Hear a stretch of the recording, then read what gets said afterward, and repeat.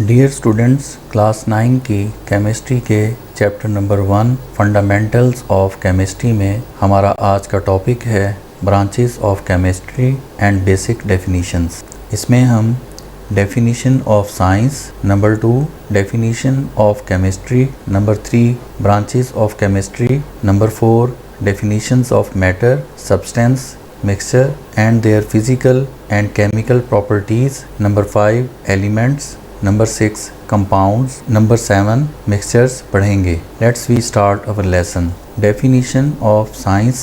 Science is the knowledge gained by observations and experiments. Science उस इल्म को कहते हैं जो हम तजुर्बात और मुशाहिदात से हासिल करते हैं। जैसा कि इससे पहले फ़िज़िक्स में हम साइंस की डेफिनीशन में डिटेल से पढ़ चुके हैं कि नॉलेज हासिल करने के कई ज़राए होते हैं, उनमें से सिर्फ इन दो ज़राए से हासिल होने वाले इल्म को ही हम साइंस कहते हैं। केमिस्ट्री साइंस की ही एक ब्रांच है और इसकी डेफिनीशन ये है, the branch of science which deals with the composition, structure, properties and reactions of matter is called chemistry. Science की वो ब्रांच जिसका ताल्लुक मैटर यानी मादा की कंपोजिशन, स्ट्रक्चर, प्रॉपर्टीज़ और रिएक्शंस के साथ होता है, उसे हम केमिस्ट्री कहते हैं।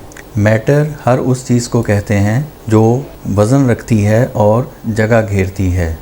Everything which has some weight and occupies some space is called matter. Girls इस दुनिया में हमें जो कुछ भी नज़र आता है वो सब मैटर है, यानी ख़ुद हमारा जिस्म और हमारे इर्द गिर्द की तमाम अशिया जिसमें ज़मीन, पहाड़, दरख्त, इमारतें, दरिया, समंदर, हवा, धुआं, गर्ज़ तमाम चीज़ें जिनका वज़न होता है और जो जगह घेरती हैं वो सब मैटर कहलाती हैं। मैटर की बहुत सी किस्में होती हैं। मैटर आमतौर पर 3 हालतों में पाया जाता है, सॉलिड, लिक्विड एंड गैस।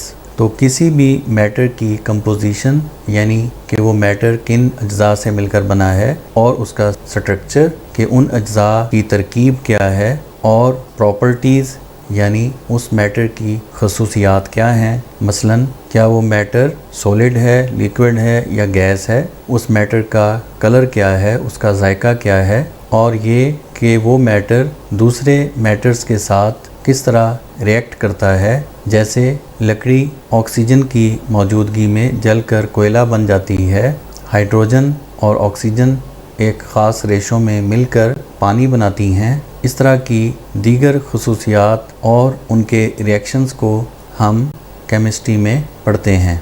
तो यूँ केमिस्ट्री भी एक बहुत वसी इल्म है, लिहाजा इसकी आगे मज़ीद ब्रांचेस बनाई गई हैं, जिनमें से चंद एक ब्रांचेस को हम मुख्तसर तौर पर पढ़ेंगे। Branches of chemistry, number 1 physical chemistry. Physical chemistry is defined as the branch of chemistry that deals with the relationship between the composition and physical properties of matter along with the changes in them.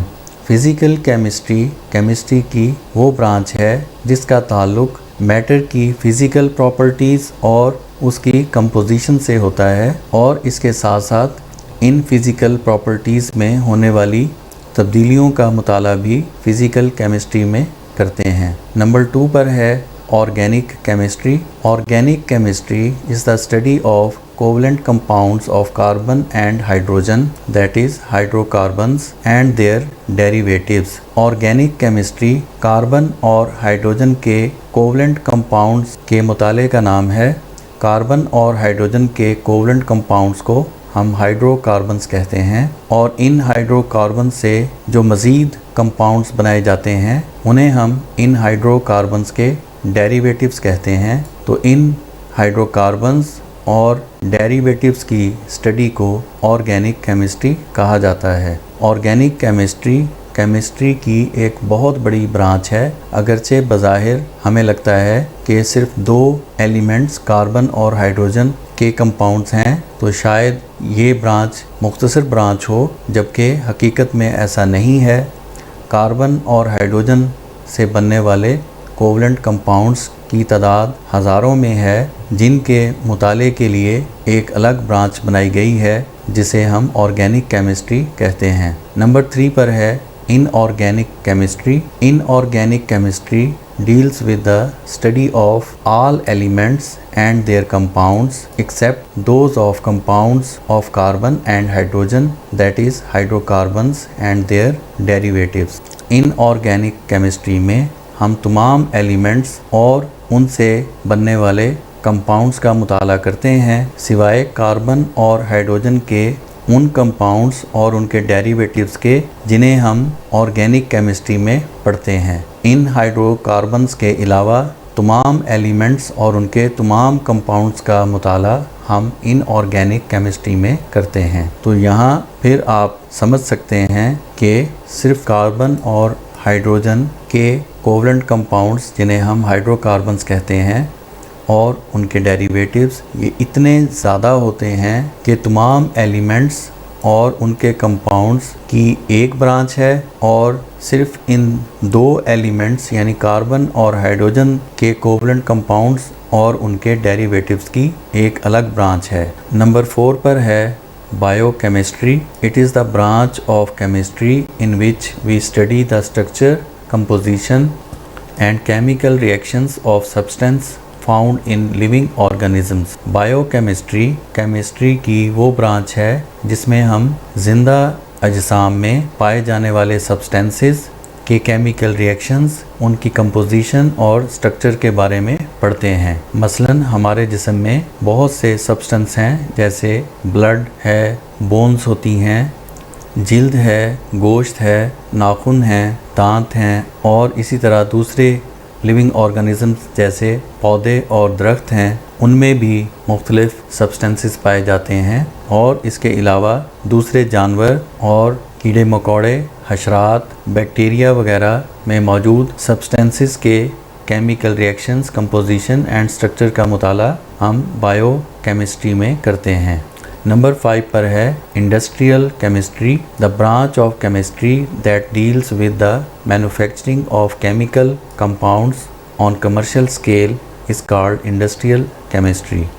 जैसा कि नाम से ही वाज़ेह है कि industrial chemistry यानी सनती कीमिया, chemistry को हम उर्दू में कीमिया कहते हैं। ये केमिस्ट्री की ऐसी ब्रांच है जिसका ताल्लुक़ इंडस्ट्री में वसी पैमाने पर केमिकल कंपाउंड्स की तैयारी से होता है। जैसे वसी पैमाने पर किसी इंडस्ट्री में खाद का बनाया जाना, जैसे यूरिया खाद वगैरह, और अद्वियात इंसानों और जानवरों के लिए इन तमाम केमिकल कंपाउंड्स की मैन्युफैक्चरिंग यानी इनके बनाने का तरीका हम इंडस्ट्रियल केमिस्ट्री में पढ़ते हैं। नंबर 6 पर है न्यूक्लियर केमिस्ट्री। इसके भी नाम से हम समझ सकते हैं कि इस केमिस्ट्री का ताल्लुक एटम के न्यूक्लियस से होता है। Nuclear chemistry is the branch of chemistry that deals with the radioactivity, nuclear processes and properties। Nuclear chemistry की वो ब्रांच है जिसका ताल्लुक रेडियो एक्टिविटी और न्यूक्लियस के अंदर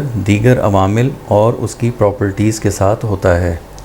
बाज़ एलिमेंट्स के न्यूक्लियस ख़ास किस्म की शुआएं खारिज करते हैं।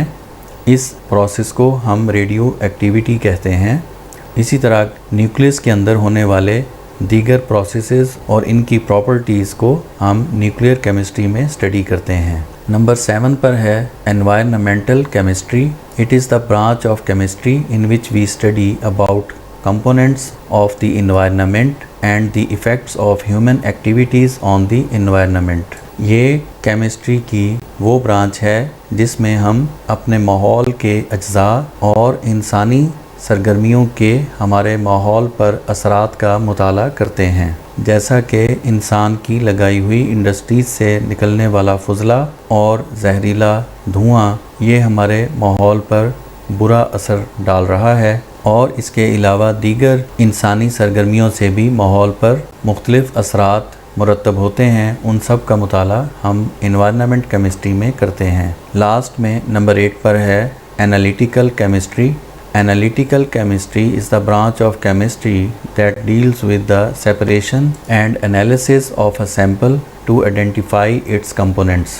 Analytical chemistry की वो ब्रांच है जिसमें हम किसी दिए गए सैंपल का तज्जिया करते हैं और इसमें मौजूद कंपोनेंट्स को पहचानते हैं और उन्हें अलग करते हैं। The separation is carried out prior to qualitative and quantitative analysis. किसी सैंपल के कंपोनेंट्स को सेपरेट यानी अलग करने के दो तरीके होते हैं, qualitative analysis and quantitative analysis. Chemistry की इन तमाम ब्रांचेस के बारे में हम आगे चलकर बारी बारी डिटेल में पढ़ेंगे। अब हम चंद बेसिक डेफिनेशंस पढ़ते हैं। सबसे पहले है matter. Matter is simply defined as anything that has mass and occupies space. Matter हर उस चीज़ को कहते हैं जिसका कुछ मास होता है और वो कुछ जगह घेरती है। इसे हम यूं भी डिफ़ाइन करते हैं, matter is anything that has some weight and occupies some space, यानी हर वो चीज़ जो वज़न रखती है और जगह घेरती है, क्योंकि जिस चीज़ का मास होगा ज़मीन पर उसका वेट भी लाजमी होगा। तो इस कायनात में हमें जितनी भी अशिया नज़र आती हैं जिसमें हम खुद भी शामिल हैं, ये सब की सब मैटर हैं। मैटर आमतौर पर 3 हालतों में पाया जाता है, सॉलिड, लिक्विड एंड गैस। इसके बाद है substance. A piece of matter in pure form is termed as substance. Matter की खालिस हालत को सब्सटेंस कहते हैं। For example water, iron, salt etcetera. इसके बाद है physical properties. The properties those are associated with the physical state of substance are called physical properties. किसी सब्सटेंस की वो प्रॉपर्टीज़ जिनका ताल्लुक सब्सटेंस की फ़िज़िकल स्टेट के साथ होता है, फ़िज़िकल प्रॉपर्टीज़ कहलाती हैं। For example colour, smell, taste, hardness, shape of crystal, solubility, melting और boiling points etcetera.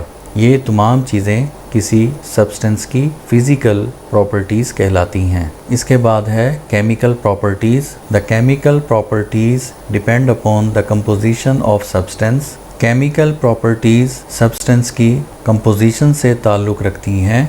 When a substance undergoes a chemical change, its composition changes and new substances are formed. जब कोई substance किसी chemical reaction से गुज़रता है तो इसकी composition change हो जाती है और नए सब्सटेंसेस बनते हैं। For example decomposition of water is a chemical change as it produces hydrogen and oxygen gases. मिसाल के तौर पर अगर हम पानी को उसके अज्जा में तोड़ें तो ये अमल एक केमिकल चेंज कहलाता है और इसके नतीजे में हमें हाइड्रोजन गैस और ऑक्सीजन गैस हासिल होती हैं।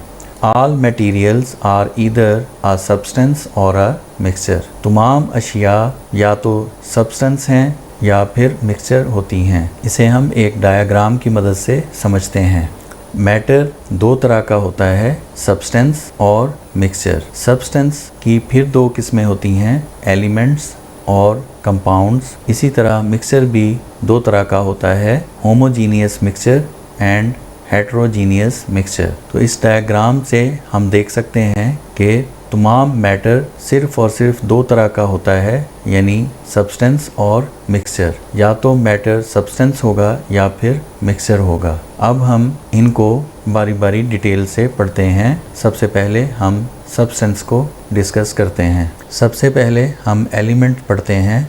Modern definition of element is that it is a substance made up of same type of atoms having the same atomic number and cannot be decomposed into simple substances by ordinary chemical means. Element की जो जदीद definition है उसके मुताबिक element एक ऐसे substance को कहते हैं जिसमें तमाम एटम एक ही किस्म के होते हैं और उन तमाम एटम्स का एटॉमिक नंबर सेम होता है और इन एटम्स को हम आम कीमियाई तरीक़ों से सादा अज्जा में या सब्सटेंसेस में नहीं तोड़ सकते। एलिमेंट्स की एग्जांपल हैं iron, gold, oxygen, hydrogen, mercury, copper etcetera.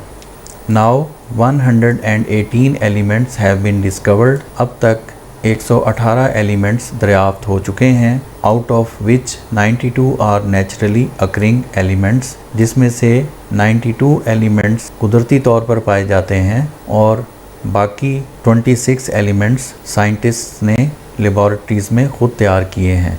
Elements में बी सॉलिड्स, लिक्विड्स और गैसेस। एलिमेंट्स सॉलिड भी हो सकते हैं, लिक्विड फॉर्म में भी और गैसेस फॉर्म में भी हो सकते हैं। Majority of elements exist as solids, लेकिन ज़्यादातर एलिमेंट्स सॉलिड फॉर्म में होते हैं। For example sodium, copper, zinc, gold, iron, etc. There are very few elements which occur in liquid state, for example, mercury and bromine. बहुत कम elements ऐसे हैं जो liquid form में मिलते हैं। मिसाल के तौर पर मरकरी यानी पारा और ब्रोमीन, ये दो एलिमेंट्स लिक्विड फॉर्म में मिलते हैं। A few elements exist as gases, for example, nitrogen, oxygen, chlorine and hydrogen. चंद एक एलिमेंट्स ऐसे हैं जो गैसेस फॉर्म में होते हैं, मिसाल के तौर पर नाइट्रोजन, ऑक्सीजन, क्लोरीन, हाइड्रोजन वगैरह। On the basis of their properties elements are divided into metals, non metals and metalloids. Elements को उनकी खसूसियात की बुनियाद पर हम 3 हिस्सों में तकसीम करते हैं, metals, non metals and metalloid, जिन्हें हम डिटेल में आगे चलकर पढ़ेंगे। About 80% of the elements are metals. तमाम एलिमेंट्स में से 80% एलिमेंट मेटल फॉर्म में होते हैं। इसके बाद है symbols of elements. Elements are represented by symbols which are abbreviations for the name of elements. Elements को अलामतों के ज़रिए यानी सिंबल्स के ज़रिए ज़ाहिर किया जाता है, जो कि दरअसल उनके नाम के एब्रीवेशंस होते हैं, मुखफ़फ़ात होते हैं। A symbol is taken from the name of that element in English, Latin, Greek और जर्मन। किसी एलिमेंट के इंग्लिश नाम, लातीनी नाम, यूनानी नाम या जर्मन नाम से उसके सिंबल यानी अलामत को बनाया जाता है। If it is one letter, अगर ये सिर्फ एक हरफ हो, it will be capital as H for hydrogen. अगर ये सिंबल सिर्फ एक लेटर यानी हर्फ पर मुश्तमिल हो तो फिर ये लेटर या हर्फ कैपिटल लिखा जाता है, जैसा कि हाइड्रोजन का फर्स्ट H हाइड्रोजन के सिंबल के तौर पर लिया जाता है, और चूंकि ये सिंगल लेटर है लिहाजा ये कैपिटल लिखा जाता है। तो कैपिटल H का मतलब केमिस्ट्री में हाइड्रोजन होता है, और इसी तरह कैपिटल N नाइट्रोजन के लिए इस्तेमाल किया जाता है और कैपिटल C कार्बन के लिए इस्तेमाल होता है। In case of 2 letters symbol, अगर किसी सिंबल में 2 हरूफ हों, only first letter is capital, तो पहला लेटर कैपिटल लिखा जाता है और दूसरा लेटर स्मॉल लिखा जाता है। For example, capital C and small a that is Ca is used for calcium, यानी कैल्शियम के लिए हम Ca लिखते हैं, जिसमें C कैपिटल होता है और दूसरा लेटर A स्मॉल लिखा जाता है। इसी तरह सोडियम का सिंबल Na होता है, N कैपिटल होगा और A स्मॉल। क्लोरीन का सिंबल Cl है, इसमें भी C कैपिटल होता है और L स्मॉल लिखा जाता है। इसी तरह बाकी तमाम एलिमेंट्स के सिंबल्स बनाए जाते हैं। अब हम केमिस्ट्री की बहुत ही इम्पॉर्टेंट टर्म वैलेंसी के बारे में पढ़ेंगे। It is combining capacity of an element with other elements. ये किसी एलिमेंट की दूसरे एलिमेंट्स के साथ मिलने की सलाहियत होती है। It depends upon the number of electrons in the outer most shell. इस वैलेंसी का इन्हिसार उस एलिमेंट के एटम्स के सबसे बाहर वाले शेल में मौजूद इलेक्ट्रॉन्स की तादाद पर होता है। In simple covalent compounds, valency is the number of hydrogen atoms which combine with one atom of that element और the number of bonds formed by one atom of that element. Covalent compound में हम valency को यूं define कर सकते हैं कि valency hydrogen atoms की वो तादाद है जो उस एलिमेंट के एक एटम से मिलती है, या वैलेंसी बॉन्ड्स की तादाद को कहते हैं जो उस एलिमेंट का एक एटम बनाता है। For example, in the following compounds, in compounds में हम देख सकते हैं HCl में यानी हाइड्रोक्लोरिक एसिड में क्लोरीन के साथ हाइड्रोजन का एक एटम कोवलेंट बॉन्ड बना रहा है, तो इस तरह क्लोरीन की वैलेंसी 1 होगी। दूसरी एग्जांपल में ऑक्सीजन का मॉलिक्यूल 2 हाइड्रोजन एटम के साथ अटैच है, तो इस तरह ऑक्सीजन की वैलेंसी 2 होगी। थर्ड एग्जांपल में नाइट्रोजन 3 हाइड्रोजन एटम से जुड़ा हुआ है, तो इस तरह नाइट्रोजन की वैलेंसी 3 होगी। और फोर्थ एग्जांपल में कार्बन 4 हाइड्रोजन एटम से जुड़ा हुआ है, इस तरह कार्बन की वैलेंसी 4 होगी। यानी the valency of chlorine, oxygen, nitrogen and carbon is 1, 2, 3 and 4 respectively. Chlorine, oxygen, nitrogen and carbon की वैलेंसीज बिल तरतीब 1, 2, 3 और 4 होती है। कंपाउंड्स में हम वैलेंसी को यूं डिफाइन कर सकते हैं। In simple ionic compounds, valency is the number of electrons gained और lost by an atom of an element to complete its octet. Simple ionic compounds में वैलेंसी इलेक्ट्रॉन्स की उस तादाद को कहते हैं जो किसी एलिमेंट का एक एटम अपने आउटर मोस्ट शेल में 8 इलेक्ट्रॉन पूरे करने के लिए हासिल करता है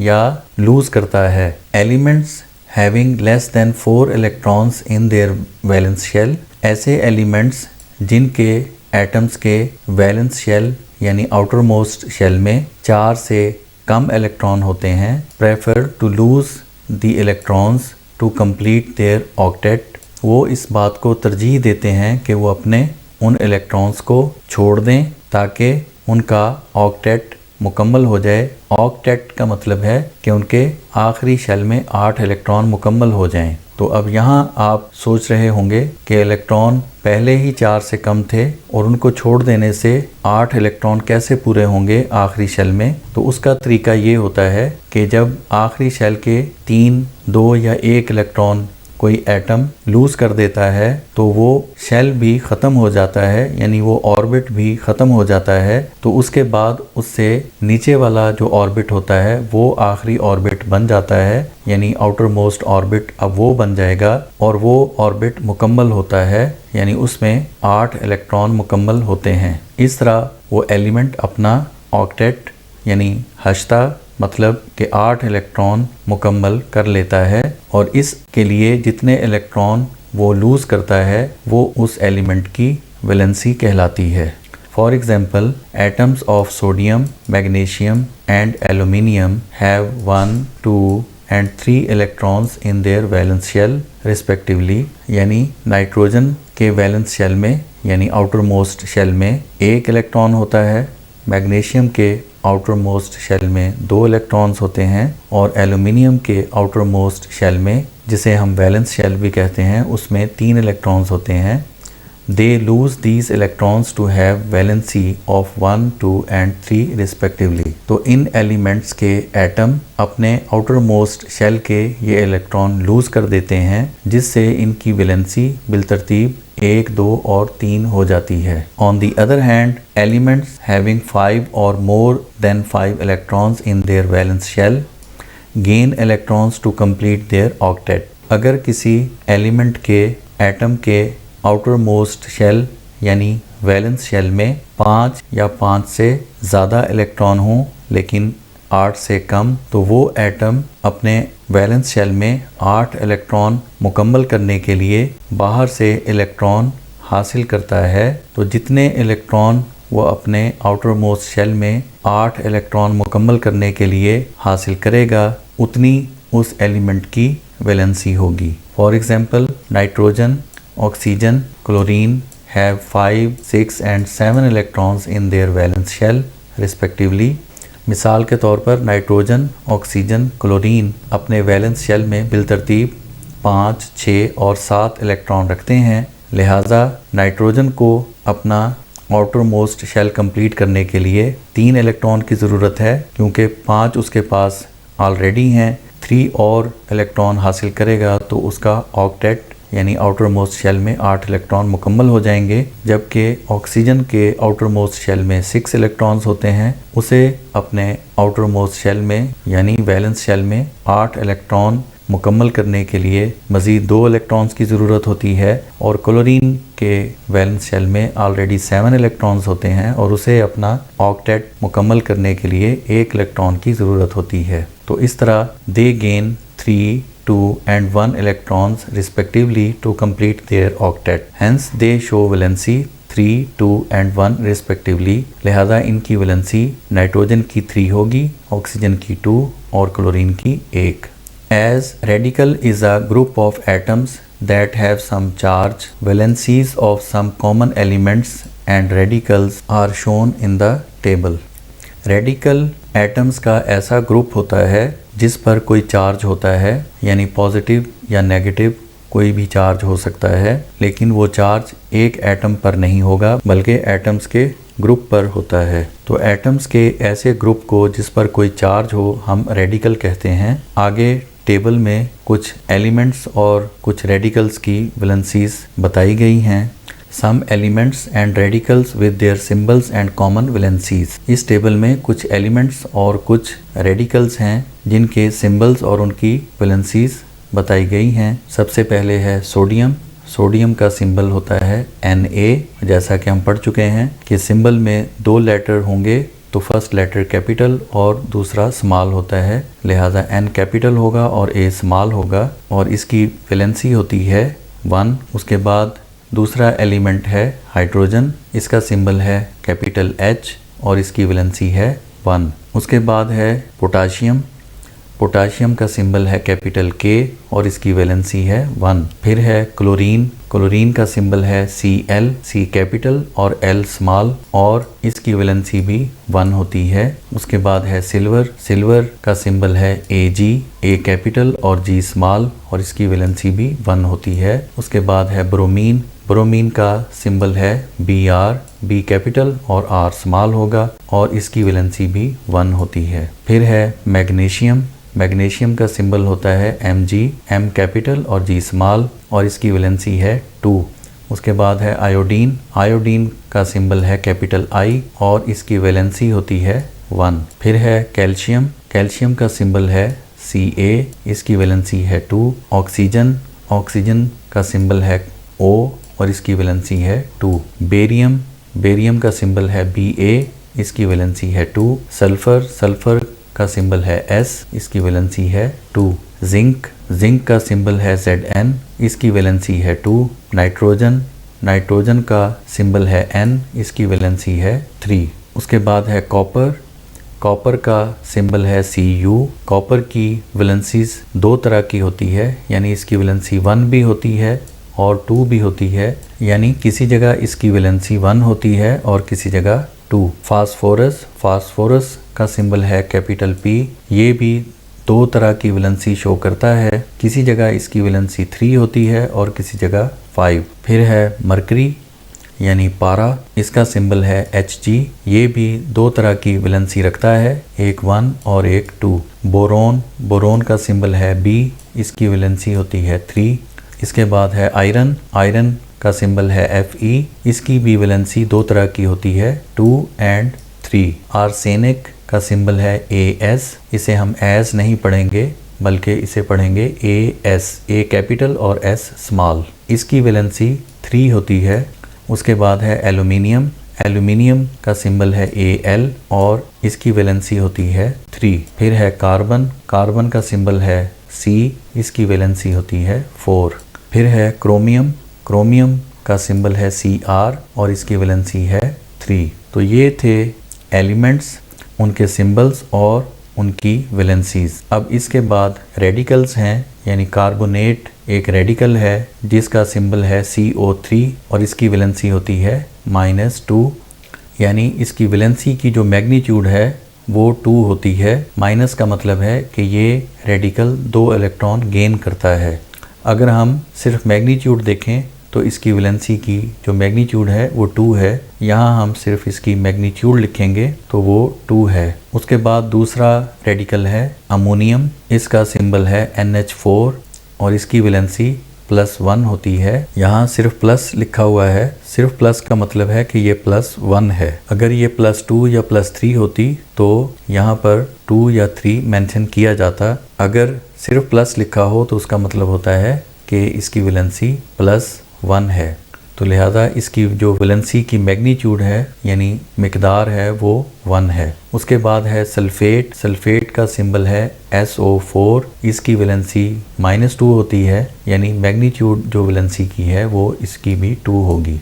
उसके बाद है हाइड्रोनियम। हाइड्रोनियम का सिंबल है H3O+1 यानी इसकी भी वैलेंसी 1 होती है। उसके बाद है सल्फाइड। सल्फाइड का सिंबल है SO3। इसकी वैलेंसी भी -2 होती है यानी वैलेंसी की जो मैग्नीट्यूड है वो 2 है। उसके बाद है हाइड्रोक्साइड। इसका सिंबल है OH-। यहाँ भी माइनस का मतलब -1 है यानी इसकी वैलेंसी -1 है। प्लस की तरह माइनस में भी अगर सिर्फ माइनस लिखा हो तो उसका मतलब है कि ये -1 है। अगर -2 या 3 होगी तो फिर 2 या 3 इस माइनस के साथ ज़रूर लिखा जाएगा। तो यूँ हाइड्रोक्साइड की वैलेंसी की जो मैग्नीट्यूड है वो 1 है। उसके बाद है थायोसल्फेट। इसका सिंबल है S2O3 और इसकी वैलेंसी -2 है यानी इसकी वैलेंसी की मैग्नीट्यूड भी 2 है। उसके बाद है सायानाइड। सायानाइड का सिंबल है CN। C फॉर कार्बन और N फॉर नाइट्रोजन है। चूँकि ये दोनों अलग अलग एलिमेंट्स हैं लिहाजा इन दोनों के सिंबल्स कैपिटल ही लिखे जाएंगे। इसकी वैलेंसी भी -1 है यानी इसकी वैलेंसी की जो मैग्नीट्यूड है वो 1 है। माइनस ये शो करता है कि ये रेडिकल एक इलेक्ट्रॉन गेन करता है। उसके बाद है नाइट्राइड। नाइट्राइड एक एलिमेंट होता है और इसकी वैलेंसी है -3 यानी इसकी वैलेंसी की जो मैग्नीट्यूड है वो 3 है। उसके बाद फिर रेडिकल है जिसका नाम है बाइसल्फेट और इसका सिंबल है HSO4। इसकी वैलेंसी भी -1 होती है यानी वैलेंसी की मैग्नीट्यूड 1 है। उसके बाद है फॉस्फेट। फॉस्फेट का सिंबल है PO4। इसकी वैलेंसी भी -3 है यानी वैलेंसी की जो मैग्नीट्यूड है वो 3 है। आखिर में जो रेडिकल है वो है बायोकार्बोनेट। इसका सिंबल है HCO3।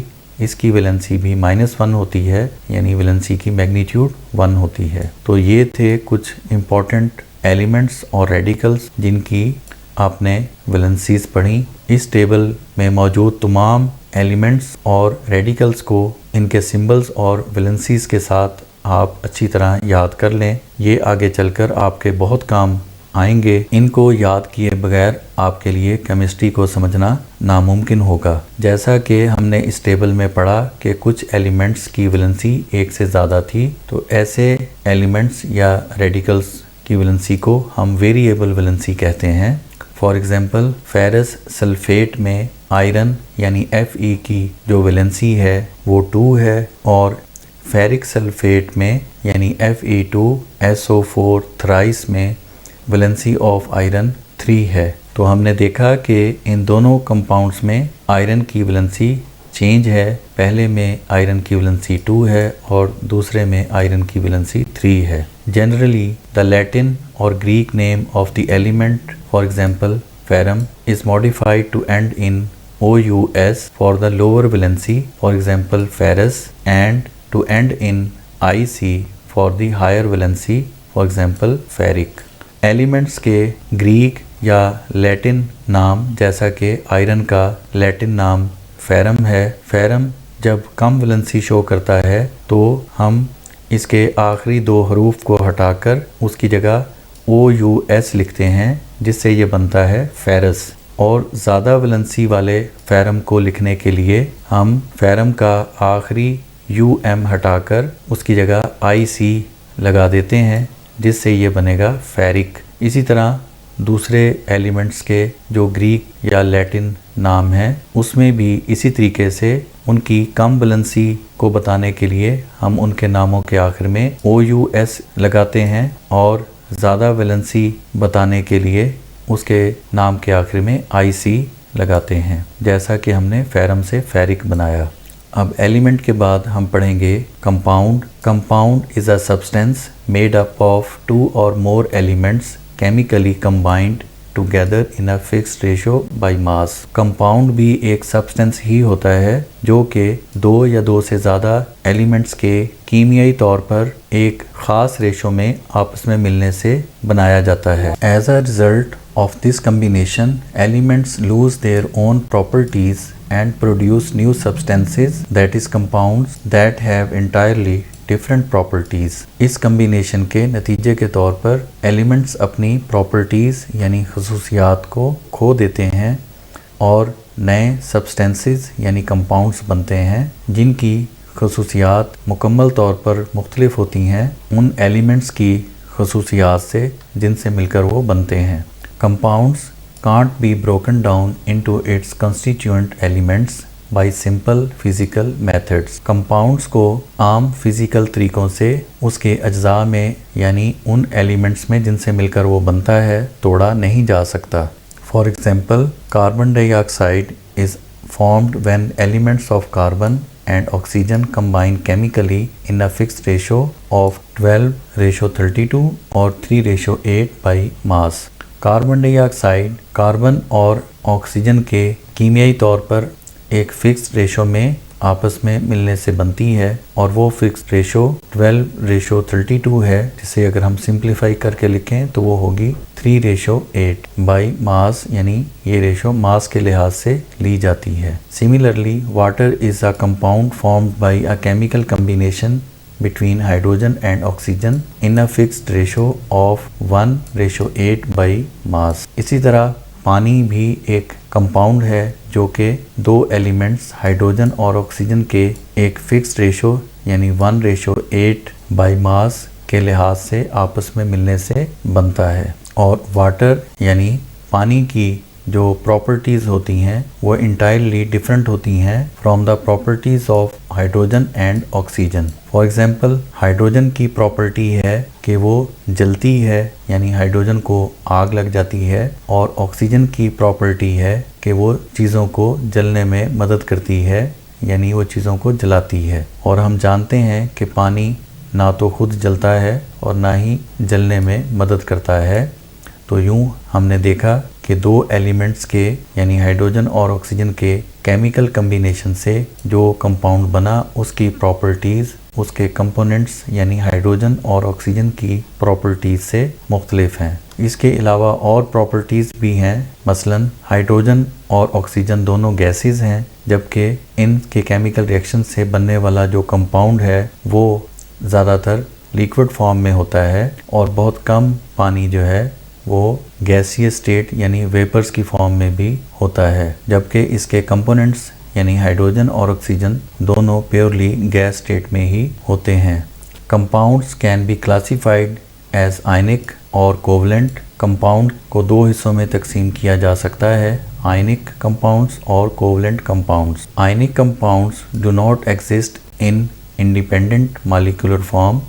आयनिक कंपाउंड्स आज़ाद मॉलिक्यूलर हालत में नहीं पाए जाते, यानी ये किसी न किसी दूसरे एलिमेंट या कंपाउंड से मिलकर रहते हैं। They form a three dimensional crystal lattice.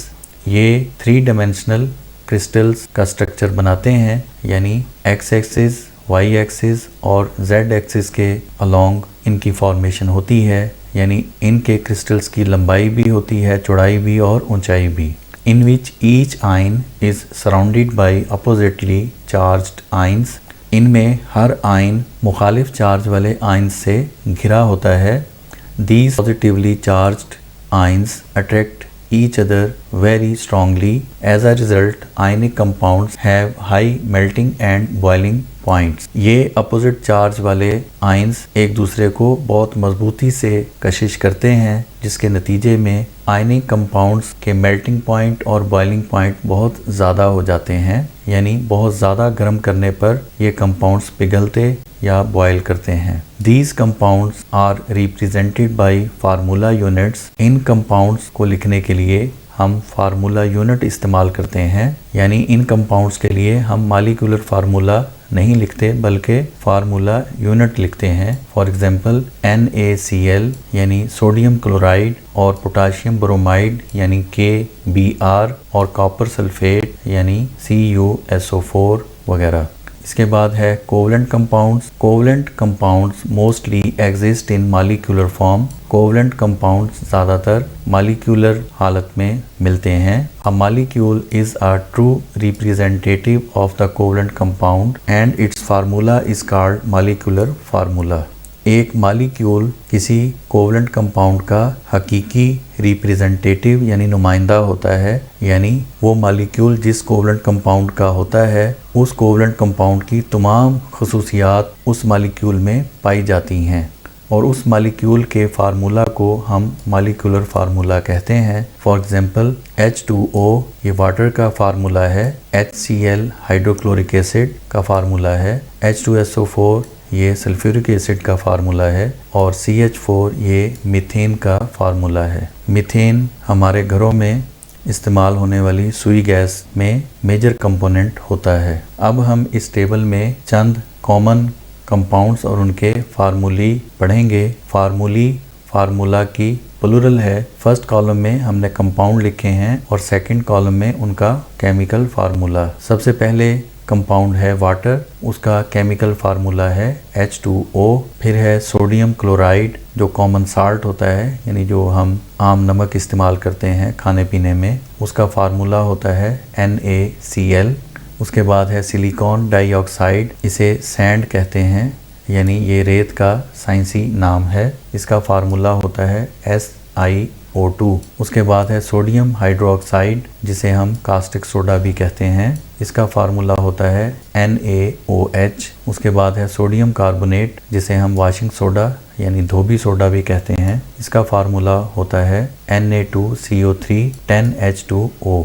इसके बाद है कैल्शियम ऑक्साइड जिसे क्विक लाइम यानी चूना कहते हैं, इसका फार्मूला होता है CaO। उसके बाद है कैल्शियम कार्बोनेट, इसे लाइमस्टोन यानी चूने का पत्थर कहते हैं और इसका फार्मूला होता है CaCO3। उसके बाद है शुगर जिसे हम आम जुबान में चीनी भी कहते हैं, इसका फार्मूला होता है C12H22O11। उसके बाद है सल्फ्यूरिक एसिड, इसका फार्मूला होता है H2SO4, इसे उर्दू में गंधक का तेज़ाब भी कहते हैं, इसका फार्मूला है H2SO4। उसके बाद आखिर में है अमोनिया एक गैस होती है, इसका फार्मूला है NH3।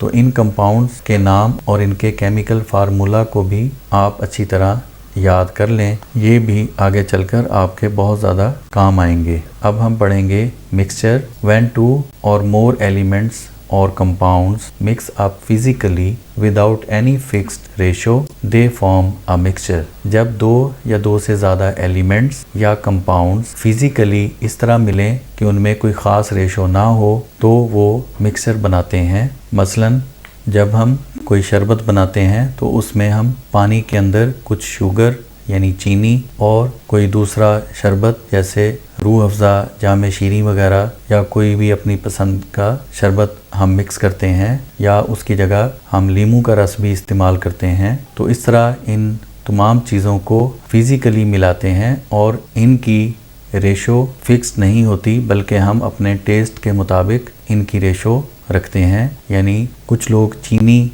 ज़्यादा मिलाएंगे और कुछ लोग चीनी कम मिलाते हैं और कुछ लोग नमक वगैरह की मिकदार भी अपनी मर्ज़ी से रखेंगे। तो ये सब के सब मिक्सचर ही होंगे।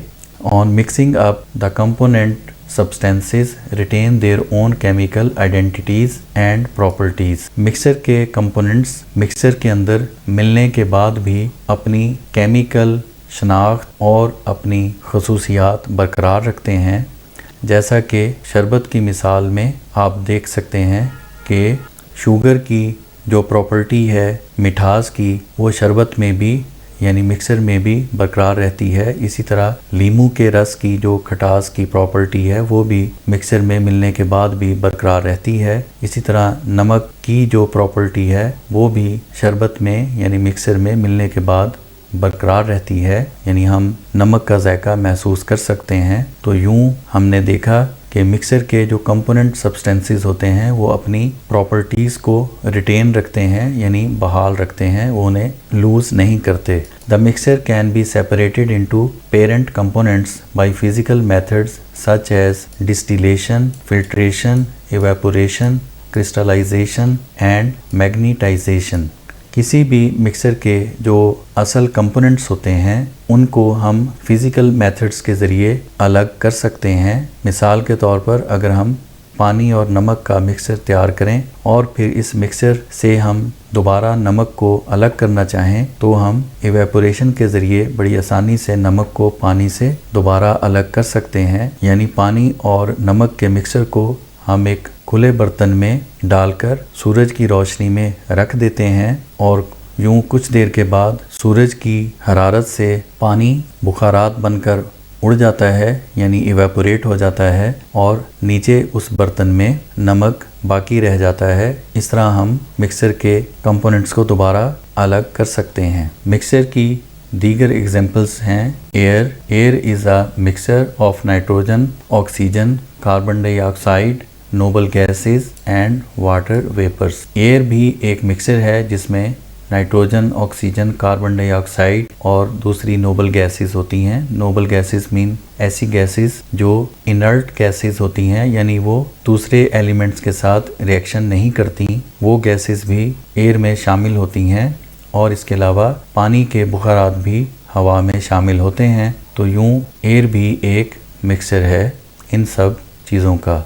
पानी में बुखारात होने का मुजाहरा आप सर्दियों में धुंध की सूरत में कर सकते हैं। धुंध असल में वही वाटर वेपर्स होते हैं जो हवा में शामिल होते हैं और सर्दी में ठंड की वजह से ये वाटर वेपर्स कंडेंस्ड होकर धुंध की शक्ल अख्तियार कर लेते हैं। Soil is a mixture of sand, clay, mineral salts, water and air. मिट्टी भी एक मिक्सर है रेत का, क्ले और मादनी नमकियात, पानी और हवा का। Milk is a mixture of water, sugar, fat, proteins, mineral salts and vitamins. दूध भी मिक्सर होता है पानी का, शुगर का, फैट यानी चर्बी का, प्रोटीन्स का और मिनरल साल्ट्स का यानी मादनी नमकियात का और विटामिन्स का। Brass is a mixture of copper and zinc metal. Brass दो मेटल्स जिंक और कॉपर का मिक्सर होता है। तो इस तरह हमने देखा कि मिक्सर गैसीय स्टेट में भी होते हैं, लिक्विड में भी और सॉलिड स्टेट में भी होते हैं। Mixtures that have uniform composition throughout are called homogeneous mixtures.